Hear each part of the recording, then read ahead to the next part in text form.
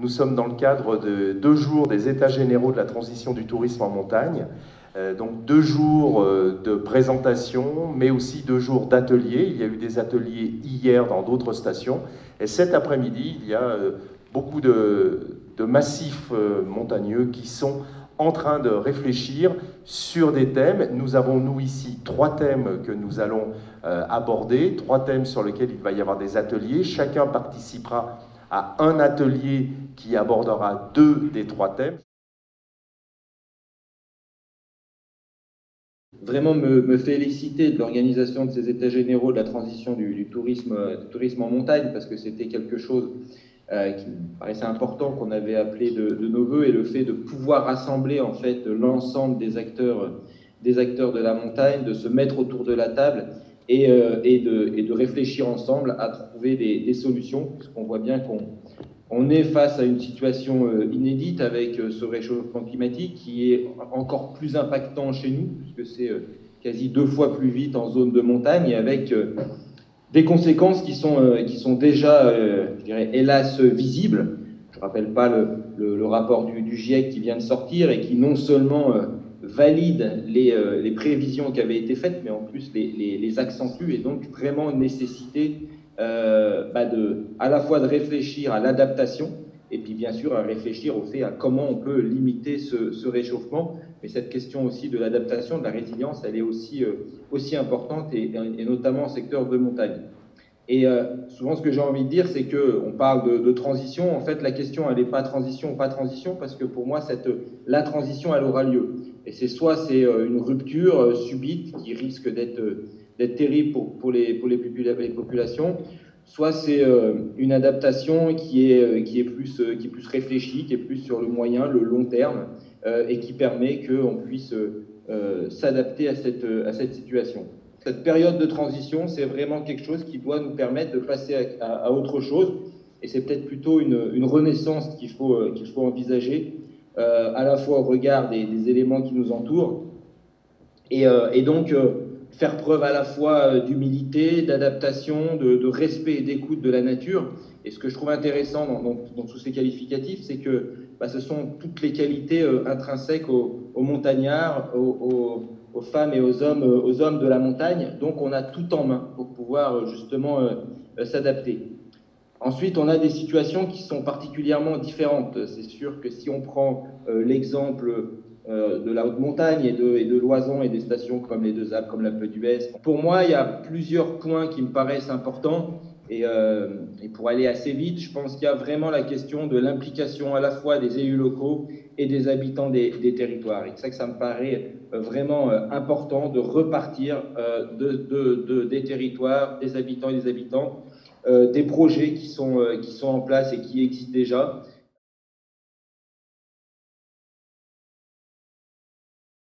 Je vous propose maintenant de développer très rapidement chacun des 3 ateliers pour que vous sachiez bien dans quel sens on va pouvoir travailler.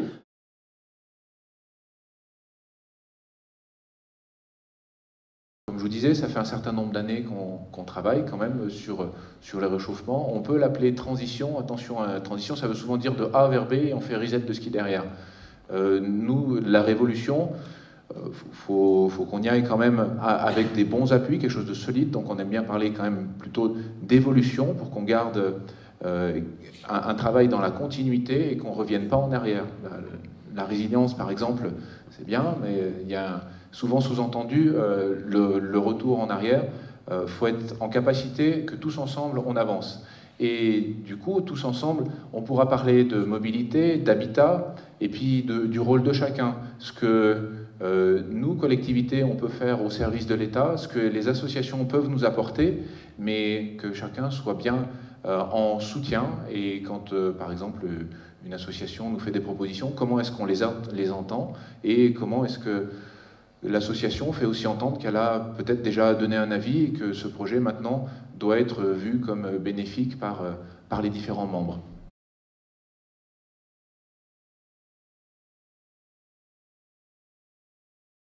Pour le premier atelier, je vais appeler Arnaud Guérand, si vous voulez bien me rejoindre sur scène. Alors Arnaud Guérand, qui est responsable opérationnel neige à la SATA. On va parler station et préservation des espaces. Ça, c'est le premier des 3 ateliers, avec peut-être une question très très large qu'on peut aborder dans cet atelier.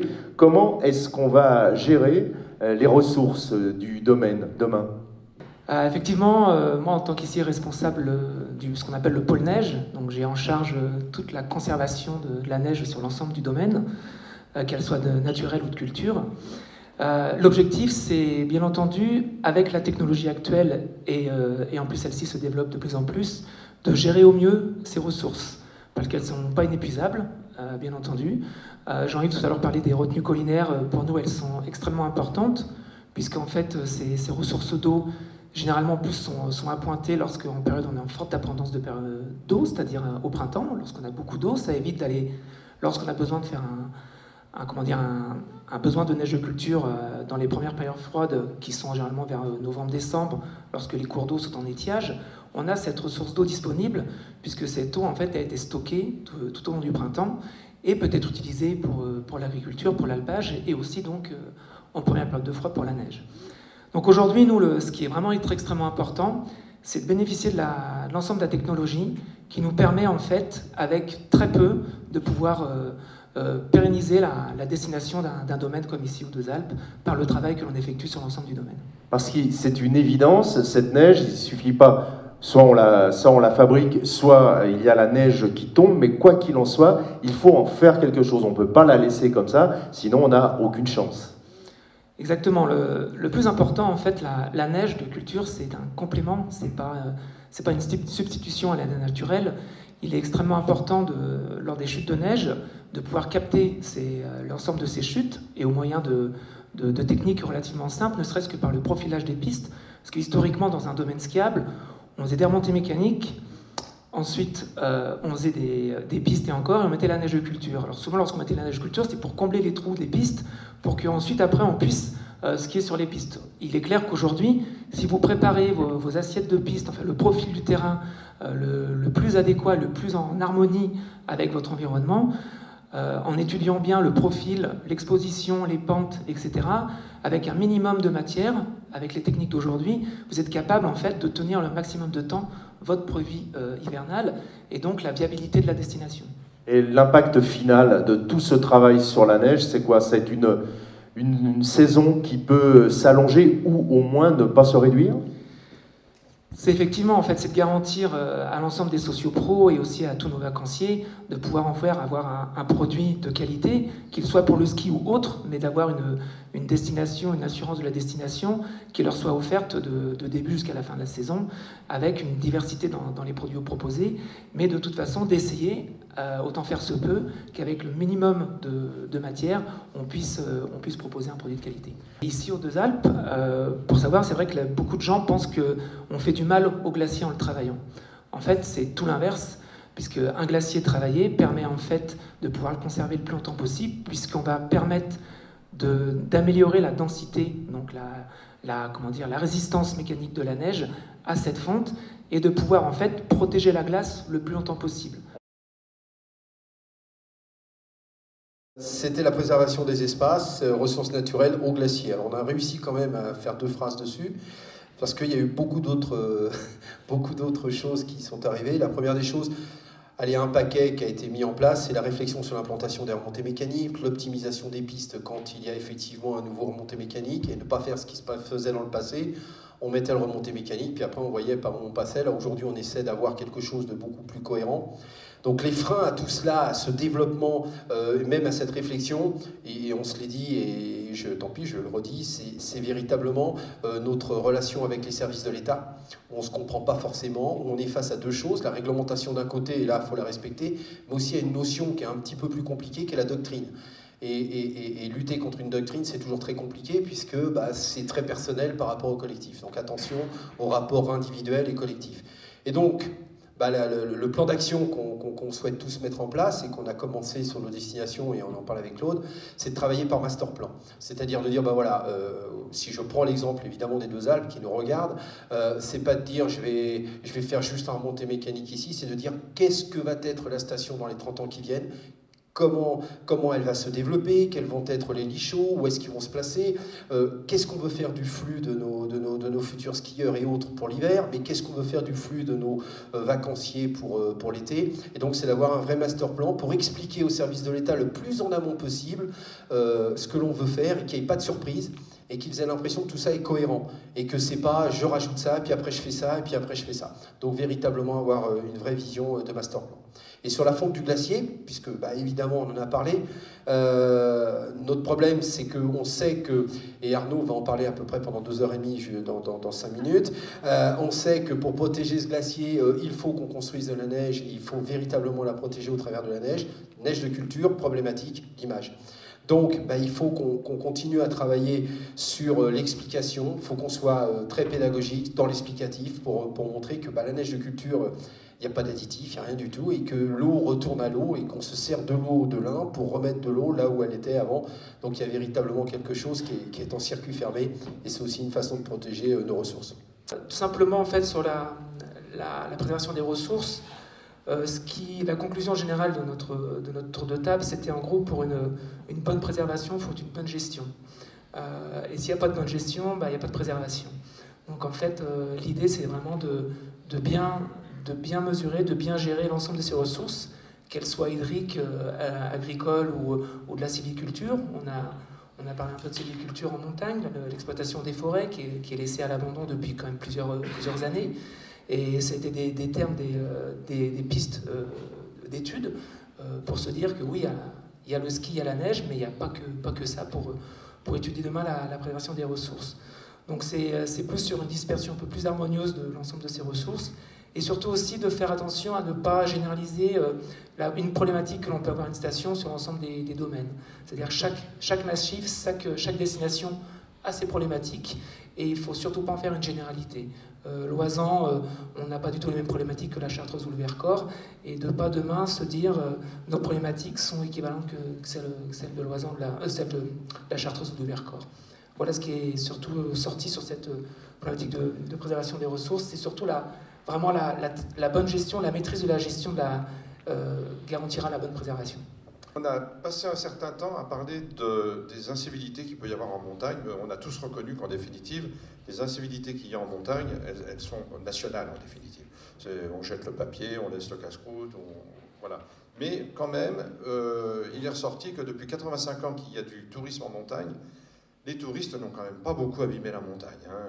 Il y a des opérations de ramassage qui se font tous les ans dans les stations, qui sont organisées souvent sous l'égide de Montagne Rider, qui est l'association sur laquelle s'appuie la NMSM, l'association écologique. Mais par contre, on a reconnu qu'il y avait quand même une communication à faire sur certaines choses qui ne se font pas en montagne. Notamment, on a dit, couper les chemins, passer en dehors des chemins. Ça, c'est quelque chose qui se fait presque naturellement. Mais on peut le faire aussi dans la plaine en traversant un champ de blé. C'est une incivilité. Mais en montagne, on ne se rend pas compte que c'est une incivilité, on pense que c'est un raccourci. On a soulevé aussi le problème de, par exemple, quelqu'un qui aperçoit un gibier dans la neige et qui s'engouffre en hors-piste pour aller faire une photo du gibier, et la pauvre bestiole qui part en courant et qui a du mal. C'est une histoire vécue que j'ai vue. Un chevreuil quand il y a ça de neige, qui a du mal à courir, au bout d'un moment, ça l'épuise. Et ça, c'est quelque chose véritablement qu'il faut expliquer. En fait, il faut qu'on fasse mieux passer ce qu'est la culture montagne. Voilà. Moi, je suis un très très grand défenseur de la culture montagne. C'est pas parce que je suis né à Paris dans le 18e arrondissement de Montmartre. J'ai vraiment eu le virus de la culture montagne et je respecte beaucoup parce que c'est quelque chose qui imprègne des hommes. Le montagnard est résistant et il est résilient. Et il y a quelque chose à la montagne qui se passe qui n'est pas comme ailleurs. Parce que la vie n'est pas facile, et c'est dans la difficulté qu'on renforce les hommes. Ça, c'est quand même très, très important. Alors, le deuxième thème. Alors, le deuxième thème, il a été expliqué par le premier exposant. Ah oui, mais on a parlé... Ah oui, non, pardon, vous n'avez pas fini sur ça. Oui, non, j'ai pas fini. Donc, il y a une grosse communication à faire. On a parlé aussi du profilage des pistes. Profilage des pistes ou non. C'est-à-dire qu'effectivement, il faut qu'on arrête de défigurer nos montagnes, on en est tous bien conscients, mais on peut retravailler des pistes existantes pour les rendre plus exploitables quand les pistes sont bien profilées et bien orientées. On a besoin de moins de neige pour faire glisser nos touristes. Bon, ça, ben voilà. Il faut qu'on trouve un point d'équilibre donc entre l'aménagement, qu'on a cité la préservation, et la renaturation. Voilà. Et après, on a parlé aussi de l'éducation du marché de la montagne, c'est-à-dire comment adapter l'offre que l'on va faire à la demande. Voilà. Et là, on est presque un peu, en fait, on est dans du marketing en définitive, c'est-à-dire comment on va développer des nouveaux produits qui pourraient attirer une nouvelle clientèle, surtout sur les ailes de saison. On s'est tous rendu compte que c'est quand même très difficile. Tous les sujets qu'on a traités aujourd'hui, tous ensemble, je crois, on est là et on essaye d'apporter c'est du brainstorming, hein, on essaye d'apporter des réponses, mais c'est pas facile et ça se développera au fur et à mesure qu'on avancera. L'intérêt des multiples des retenues collinaires. Alors les retenues collinaires... Ah oui, c'est important. Ça, les retenues collinaires. Ouais. Moi, beaucoup de monde le savent, je suis un grand défenseur des retenues collinaires, puisque les retenues collinaires ont 7 possibilités. Ensuite, nous, on en a tiré le parti pour l'enneigement de culture, mais ça sert au bétail, ça sert à l'agriculture, ça peut servir également pour la pêche, des endroits de pêche pour nos touristes l'été. Ça sert de réserve d'incendie dans le sud, dans les Alpes du Sud. Et puis, c'est ce que je disais, je dis toujours, j'espère que je ne verrai jamais, mais ça peut servir aussi de réserve d'eau potable. Voilà. Et alors, la grande satisfaction que moi, personnellement, j'ai eue, c'est dans cette discussion avec notre représentant de la FNE, qui n'est pas, comment dire, viscéralement contre les retenues collinaires, qui estime qu'il y a des endroits où c'est jouable, c'est plausible, mais qu'il ne faut pas faire n'importe quoi, qu'il faut vraiment faire du cas par cas de projet. Je ne déflore pas, je ne détériore pas vos propos, hein. Mais voilà, donc ça veut dire quand même que l'intérêt de ce que l'on fait, par exemple, aujourd'hui, c'est peut-être une goutte d'eau dans l'avancement de ce que l'on va faire. Mais c'est du dialogue, c'est du contact, ça permet de mieux se comprendre, de mieux exposer des sujets qui sont peut-être plus ou moins compris par les interlocuteurs. Et c'est vraiment extrêmement intéressant. Et on en arrive à dire une chose, c'est qu'à la montagne, à l'heure actuelle, nous avons un problème qui est latent, qui est sûr, c'est le changement climatique, ça va nous poser des soucis, ça va nous poser des problèmes. Mais il faut qu'on passe le cap. On ne peut pas sevrer d'un seul coup, on ne peut pas fermer d'un seul coup tous les robinets, dire aux skieurs c'est fini, vous venez plus parce que c'est la catastrophe. Non, il faut continuer, il faut passer le cap, et pour casser le cap, il faut qu'on soit aidé. Il faut qu'on soit aidé par l'administration, par les associations environnementalistes, par les sociaux, pour la population. En fait, c'est une concertation générale, et il n'y a que comme ça qu'on arrivera à faire quelque chose dans le dialogue. Voilà, merci à vous. Merci beaucoup. Alors on est parti plutôt bille en tête sous l'impulsion de Nicole Mérès-Dornon sur un thème de travail qui a été le nôtre notamment en été sur la surfréquentation des sites. Surfréquentation ne voulant pas forcément dire surnombre, mais pour rejoindre avec le message précédent, un mauvais usage des espaces naturels qui sont faits par des découvreurs de la montagne, qui sont plutôt des néo-pratiquants ou des gens qui découvrent le massif pour la première fois. Et ce thème du manque de sensibilisation, il n'est pas simplement pour le visiteur de l'été, mais il est aussi pour le visiteur hivernal. Et grosso modo, c'est de dire aussi que le ski est une activité un peu cloisonnante pour le pratiquant, qui est focalisé sur sa station et sur sa pratique, et qu'une des pistes peut-être d'action, c'était comme on commence à le faire pour la sensibilisation des visiteurs d'été, mais c'est aussi sensibiliser les visiteurs de l'hiver sur les usages, sur les patrimoines naturels qui les entourent, et aussi sur certaines actions qui sont faites en station, notamment le soin de la ressource glacier qui est effectué par les exploitants en station n'est finalement pas si valorisé que ça auprès des usagers, même si le collègue de la SATA disait que c'était un sujet assez sensible, ça reste un sujet stratégique. C'est difficile peut-être de communiquer dessus, mais ça s'avère nécessaire justement pour accompagner l'usager, tant hivernal que estival, sur la transition de la montagne qui se prépare. Pédagogie, donc. Ouais, pédagogie, sensibilisation, explication, accompagnement, c'est beaucoup de choses qui sont revenues dans les thèmes, dans les actions. Ça, c'était sur la sensibilisation. Le fait est que, étant aussi que, là aussi a été abordé le fait que l'État est perçu plutôt comme un frein au développement, alors qu'il souhaite lui-même, l'État souhaite l'accompagnement. Donc, un développement du territoire, je me relie un peu, développement du territoire n'est pas qu'une réussite économique, c'est aussi associer plus en amont les acteurs sociaux-pro, les aménageurs et l'État. Sans communication, ne serait-ce que sur ces acteurs locaux, l'accompagnement est difficilement possible parce que la compréhension n'est pas mutuelle. Et enfin, on a abordé 2 derniers thèmes qui sont l'utilisation de l'eau. Je vais un peu vous paraphraser en disant que on peut faire mieux, je pense, en basant sur, nous pensons, pardon, sur la mutualisation des usages de l'eau, les réserves collinaires en étant une, mais pas que, et qu'il y a un certain cloisonnement de ces usages de l'eau qui pourrait être, on va dire, plus partagés entre le potable et l'enneigement qui sont pour l'instant séparés, le pastoralisme qui est aussi pour partie un peu à côté.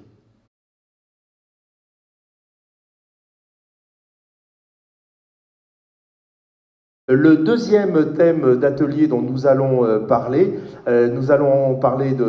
d'habitat local et d'attractivité 4 saisons avec Lorraine. Lorraine, soyez, si vous voulez bien me rejoindre. Lorraine qui est chargée de mission SCOT et mobilité au sein de la communauté de communes de Loisan. On va parler dans ce thème numéro 2, habitat local et attractivité 4 saisons, de rénovation énergétique, de maintien de l'habitat local en zone touristique, et d'équilibre entre vie touristique et vie locale. On va peut-être également tout de suite parler d'impact du tourisme. L'impact du tourisme, quand on parle énergie, il est fort. Donc c'est vrai que l'impact du tourisme est loin d'être négligeable sur les consommations d'énergie. Aujourd'hui, on voit que la grande majorité des consommations d'énergie est justement due au tourisme. Alors, bien entendu, la collectivité, que ce soit la communauté de communes de Loisan ou encore les communes, ont bien conscience de cet objectif. Et c'est pour ça qu'elles ont décidé de l'inscrire au sein du programme TEPOS, donc Territoire à énergie positive. Et elles ont choisi d'inscrire un objectif de rénovation de 15 000 lits touristiques à l'horizon 2030. On peut vraiment se poser la question de comment on fait pour y arriver. Hein. C'est ambitieux. Tout à fait, ça pourra justement être un des points à soulever pendant les échanges de cet après-midi, pour essayer de voir justement quels peuvent être les leviers pour parvenir à cet objectif, mais également de manière générale, quelles peuvent être les pistes d'action pour justement parvenir à réduire les consommations d'énergie dues au tourisme. Un autre élément qu'on va aborder dans ce deuxième atelier, dans ce deuxième thème, c'est l'habitat local. La grande question, on l'a déjà bien entendu avec les élus qui en ont parlé, c'est une vraie préoccupation, maintenir l'habitat local. Oui, tout à fait. Maintenir l'habitat local en zone touristique est un véritable enjeu. Pour plusieurs raisons, on peut totalement voir déjà qu'en Loisan, la problématique du foncier est très importante, que ce soit pour se loger ou même pour devenir propriétaire. En Loisan, que ce soit des socioprofessionnels ou des habitants, les gens ont du mal à trouver de quoi se loger. Donc ça, on peut l'expliquer par diverses raisons, notamment le coût du foncier, où évidemment en zone touristique, le coût du foncier devient de plus en plus onéreux, ce qui devient forcément une entrave et qui entraîne des mouvements de population. Et côté croissance démographique, qu'est-ce qu'on peut dire sur Loisan ? Côté croissance démographique, on voit que Loisan a une faible dynamique. En 20 ans, au cours de ces 20 dernières années, seulement 150 habitants sont venus s'installer en Loisan, ce qui est peu et qui dessert d'autant plus les zones touristiques, puisqu'on peut voir que ces habitants se sont installés majoritairement dans les vallées, notamment la vallée de l'Odol ou encore dans les villages intermédiaires. La question qu'on va pouvoir se poser dans cet atelier, c'est quels sont peut-être les leviers qu'on peut actionner pour maintenir cet habitat. On peut se poser ce type de questions. Il y a différentes pistes.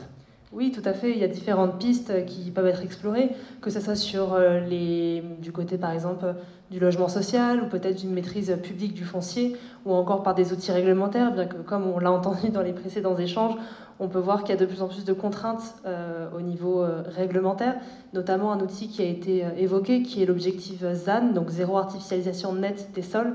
On peut voir que donc, la première étape de cet objectif ambitieux est justement de diviser par 2 dans les 10 prochaines années les consommations des 10 dernières années. Donc pour faire simple, si entre 2010 et 2020 on a consommé 100 hectares, de 2020 à 2030 il faudra consommer la moitié, donc 50 hectares. Et en 2030 ? On réduit encore plus. Donc l'objectif c'est d'arriver on se fixe un objectif, à un moment on va arrêter d'artificialiser les sols. C'est ça l'objectif de cette directive. C'est ça, l'objectif final qui est voulu, que ce soit au niveau de l'Europe, nationale, c'est d'arriver à un zéro artificialisation nette des sols à l'horizon 2050. On peut se poser la question également du rapport qui existe entre vie touristique, vie locale. Comment est-ce qu'on peut l'aborder, ce rapport, dans cet atelier, entre autres ? C'est vrai que c'est assez intéressant à évoquer cet équilibre. Aujourd'hui, on pourrait presque considérer qu'il y a une forme de déséquilibre entre vie touristique et vie locale, puisque face des territoires qui peuvent être très ruraux, connaissent justement une baisse de leur nombre de population. On a des transferts qui s'opèrent. Aujourd'hui, on a pu voir que dans les 20 dernières années, on a 400 habitants qui sont partis, qui ont quitté les zones touristiques, généralement les plus rurales, pour justement s'installer davantage dans les vallées.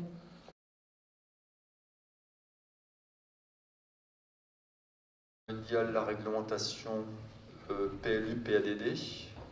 En fait, voilà. Donc, quand on fait un PLU, on rédige un PADD en fait, pour arriver donc à maintenir du logement permanent en station, ça serait donc d'inscrire dans le PLU, dans le PADD, des gels de parcelles, donc. Et puis éventuellement aussi donc pour promouvoir donc le logement, des constructions de logements permanents, et puis également le blocage de changement de destination, par exemple typiquement des maisons familiales, qui permettraient, ou des hôtels, qui pourraient rester des hôtels. Donc ça, je trouvais ça intéressant. Et puis il y avait également donc pour élargir les ailes de saison, donc là on parle plutôt d'attractivité 4 saisons. Ça serait donc de cibler une clientèle plus locale en aile de saison. Donc arriver à le faire venir en juin et en septembre. Voilà. Donc on s'est rendu compte, malgré le fait qu'on ait de grandes différences entre les stations et les petits villages, qu'on avait les mêmes problématiques. Ce qu'on va appeler les lits froids chez nous, ça va être les volets de maisons de famille fermés chez eux. Et on s'est dit, là aussi, pareil, il y a une initiative, alors bon, je parle des Deux Alpes parce que c'est ce que je connais le mieux, hein, une initiative qui est partie des Deux Alpes et qui s'appelle l'espace saisonnier, qui est très bien, qui met en lien des personnes qui n'ont pas envie de louer leur appartement chaque semaine parce qu'ils trouvent ça contraignant, ou qui n'en ont pas les besoins financiers tout simplement, de les mettre en lien avec des employeurs qui offrent des garanties et peuvent louer à la saison, c'est-à-dire sur plusieurs mois consécutifs, ce qui permet à la fois de résoudre une partie de la problématique des lits froids, hein, des volets fermés, et également du logement saisonnier. Donc ça, c'est une initiative qui est formidable, et on se dit pourquoi ne pas la pousser plus loin? Pourquoi ne pas être encore plus incitatif? Et après, bon, en rêvant, hein, j'espère que Christophe ne m'en voudra pas trop, mais pourquoi pas un travail de la commune pour accompagner des gens, justement, à l'accès à une location à l'année pour pouvoir s'installer, ou même à l'achat. Voilà.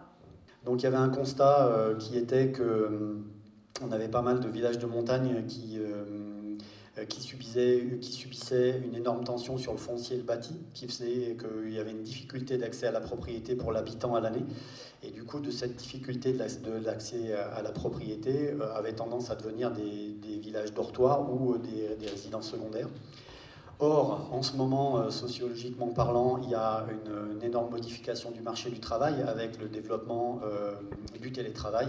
Et pourquoi pas de mettre ces deux éléments en face avec des exemples de bourgs. Il y avait des gens plus connaisseurs que moi dans le groupe qui donnaient des exemples d'espaces de coworking ou de tiers-lieux qui avaient été développés dans certains villages pour répondre à des besoins tant locaux pour des artisans, des commerçants, que de nouveaux besoins avec des nouvelles activités extérieures qui répondent justement aux besoins en télétravail, en vision, en formation à distance, etc. ce qui pourrait éventuellement aussi participer à la dynamisation des bourgs et des villages en fixant possiblement des nouveaux travailleurs qui arriveraient dans la région. Une autre piste d'action, ça a été l'allongement de la durée des saisons d'activité et d'exploitation, aussi pas simplement avec une visée de rentabilité, mais aussi en rendant plus attractifs des contrats saisonniers pour essayer de fixer un maximum de personnes aussi et dynamiser les bourgs ou les villages qu'on avait dénommés un peu péristation. Et après, il y avait eu une listing de pas mal d'initiatives qui sont faites localement en termes de rénovation énergétique sur les bâtiments communaux, sur les animations via la GEDEN. Donc là, on est sur la thématique rénovation énergétique. Les aides locales pour l'amélioration au rendement énergétique et au chauffage des habitations. Et dans les pistes d'action, on avait noté que les collectivités, là aussi, pour être plus porteuses localement, pour expliquer, accompagner et encore plus inciter à la rénovation énergétique. Et que les PLU méritaient aussi d'être un peu plus intégrants en intégrant les énergies renouvelables, où certains documents, notamment, pouvaient être encore des freins. Il y avait l'exemple de l'intégration des panneaux photovoltaïques en toiture. Parfait. Merci beaucoup.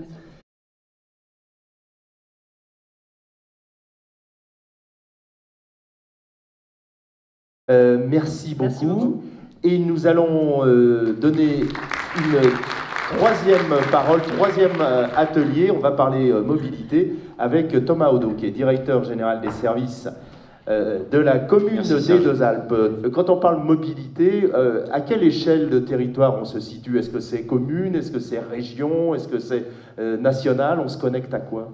Effectivement, parce que parler mobilité, c'est parler forcément d'une provenance et d'une destination, et donc se poser la question de l'échelle à laquelle on va porter cette réflexion sur la mobilité.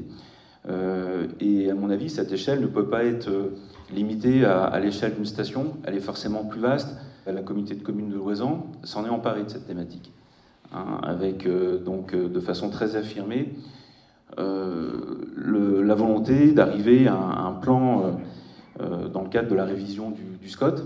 Oui, donc on l'inscrit directement dans le SCOT, donc on voit bien tout de suite de quel territoire il s'agit. Voilà, c'est un territoire plus vaste que les stations, c'est un territoire autour de Loisan.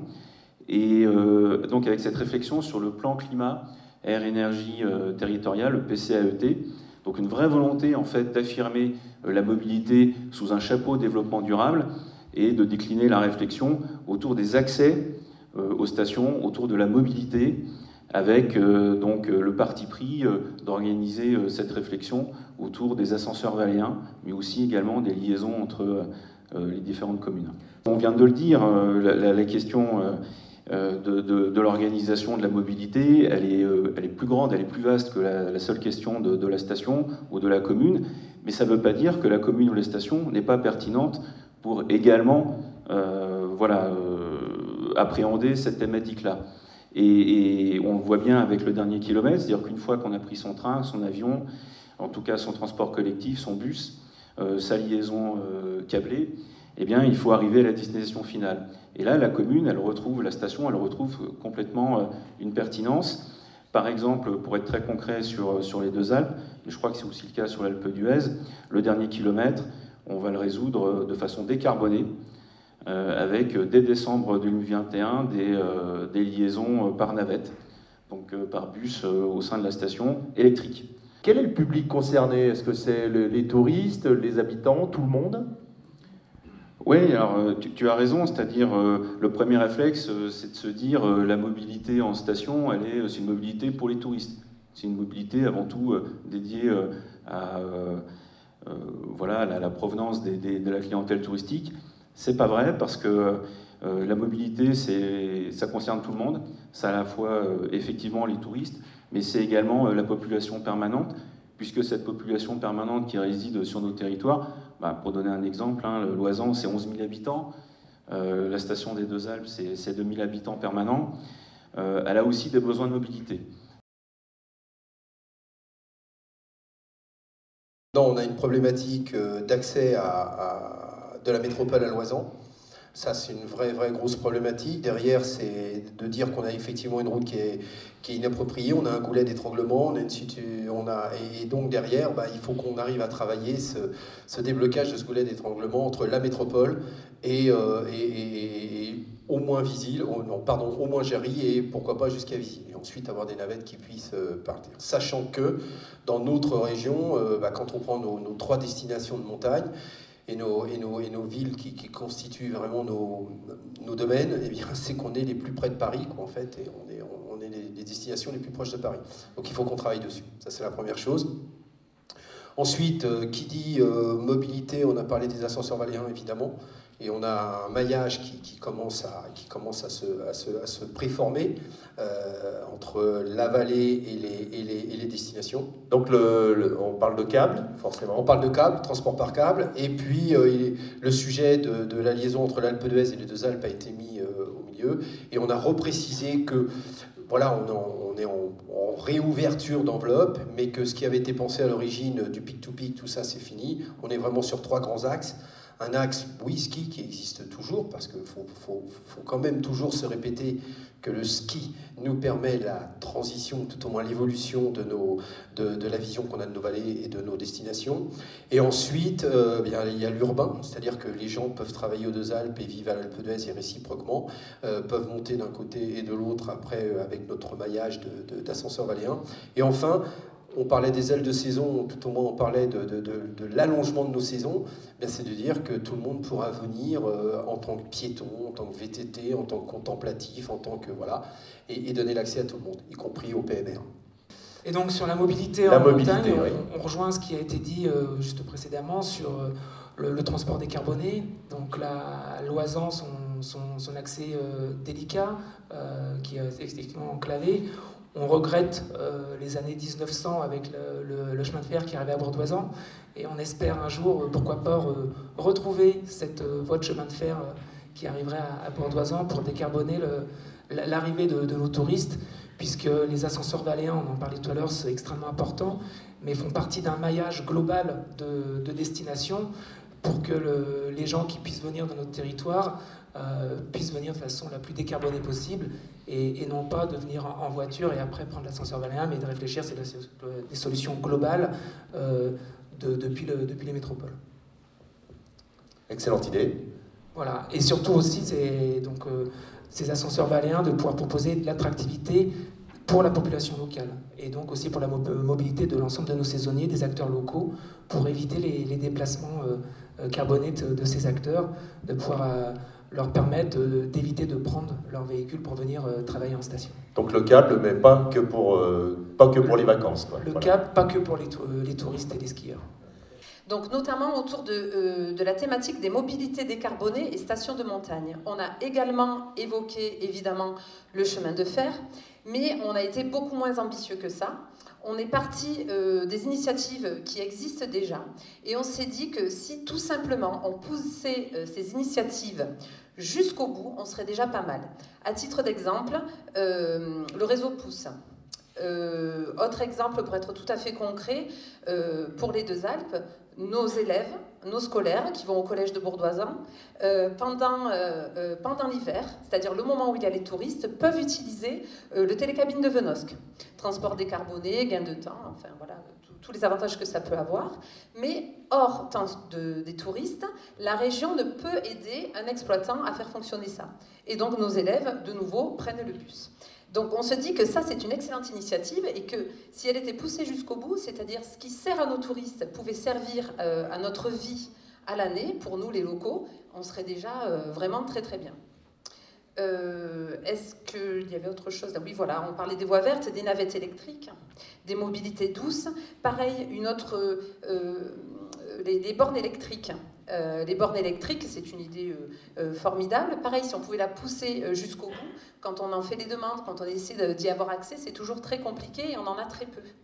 Donc voilà, si toutes ces idées-là étaient menées à leur terme, on se dit qu'on serait déjà pas si mal en termes de mobilité décarbonée et voilà, dans les stations. Avant d'inventer, mieux exploiter ce qui a déjà été mis en place. Exactement.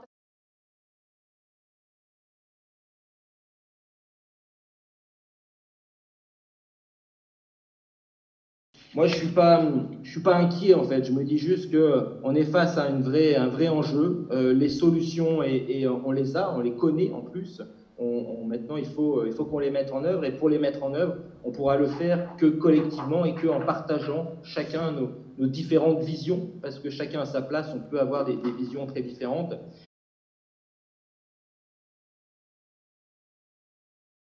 Il y a déjà eu beaucoup de choses de dites, mais par Guillaume tout à l'heure, c'est-à-dire que la montagne s'adapte.